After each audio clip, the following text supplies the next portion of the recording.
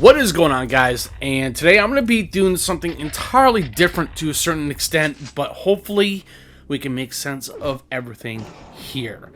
I currently started playing a little bit of Quake 2 N64 here on the PlayStation 5. You heard me correctly.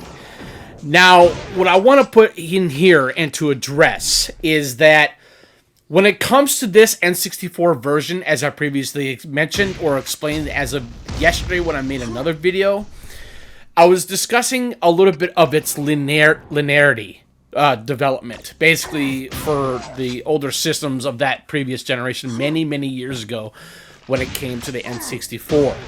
And that's where Quake N64 is really much the same game, but it's very different in a very form of linearity type of way. And so, but you know, what I'm saying by this is the fact that this game is still, like I said, it's still Quake 2, but it's nothing compared to what the PC version of the game looks like. You know, I have actually been able to do some comparisons between the PS5 PC version, comparing it to the N64 version, and like I said, there are quite a bit of differences, but like I said, it has to do with the linearity of the game itself. But the narrative is still intact and still remains to that of the original Quake 2 PC port, or the PlayStation 5 port, as I previously mentioned before as well. So my apologies for the little bit of the repetition there. So that's why I want to go and delve a little bit deeper on this video and talk about the N64 version, because I think a lot of people don't really quite understand what the N64 version has when it comes to differences and its own linearity, so to speak. And that's why I was saying, and what makes it so linear, other than it being an FPS, is the fact that with the N64 version, this version is based on missions. It is not based on from what the PC port is or the PS5 port, which is the same thing as the PC port. And if you're playing on Xbox Series X or S, it's the same exact game.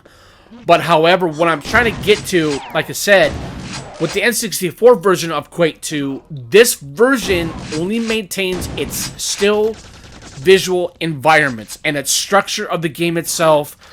But what makes it different is that when you complete a specific area, it basically ends that type of type of mission, and you actually end up going to mission number 2, and then so forth. That's where the N64 version is different when it comes to the mission structure. And that's where, you know, like I said, you know, you have mission 1, 2, 3, 4, 5, 6, 7, 8, 9, 10, right? This is what the N64 version does. But what I will say here, though, too, is that they did touch up the visual architecture. They did some really cool texturized environments, and they did a really good job of articulating where the N64 was very old in its old, unique type of way when it was initially released on the N64. But they did a lot of visual architecture environments.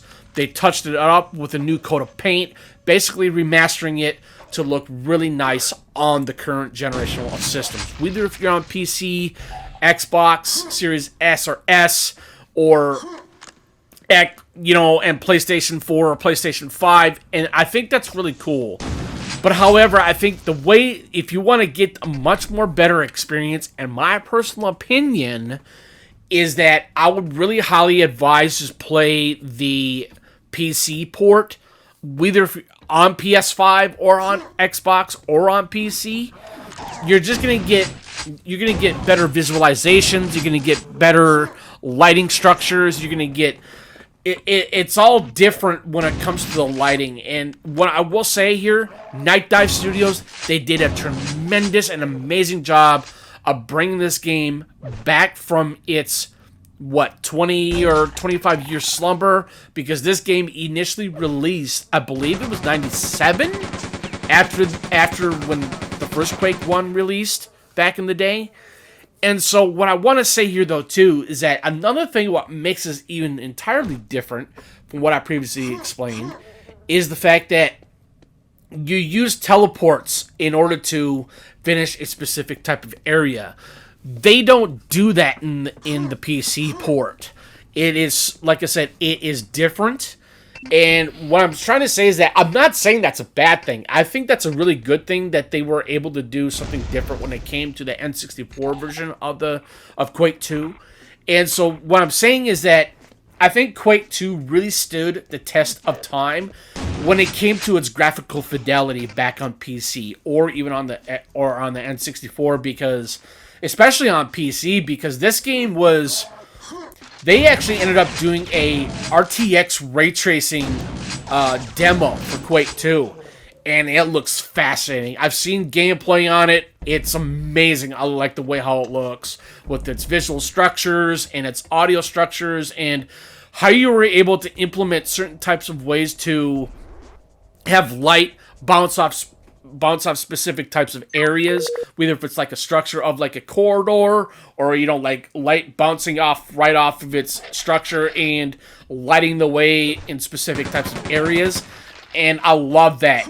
That's why I like making these types of videos, to where it's like I want to be able to understand and to know that when it comes to lighting is always a really good way of, especially when it comes to like older versions of a game or that of a remastered. And so what I'm saying is that I think the N64 version still looks absolutely amazing, even though that they did some really nice visual touch-ups, some audio touch-ups, some really good touch-ups of its shadow and lighting, however, as well. And I think it's fascinating that they were able to do that, especially on the N64 version. So I think if you want to have a good linear experience, I do highly suggest playing the N64 version. But if you want to get a much better experience, and other than it being a remastered as well as as Quake 1 is concerned, is the PC port. Like I say, the PC port is in fact the PS5 version of the game and the Xbox Series X version of the game as well. I'm sure a lot of people probably didn't know this, but it is the PC port. I actually ended up going on YouTube the other day, and I had to do some visual comparisons between the PC port versus the version that we just initially got on PlayStation 5 or on PS4 or Xbox Series X or S. And like I said, it is the PC port. So bear that in mind. I'm just throwing that out there one more time. But, I have a lot of fun making these videos. I really greatly appreciate everything of getting some really nice comments and putting the likes that you guys really greatly appreciate of what videos I put out. But anyways, this is Citizen JV. Thank you for tuning in. You guys have a great rest of your weekend. And I hope that everyone enjoys Quake 2 Remastered as much as I am. It brings back the nostalgia. And I'll see you guys later. Peace.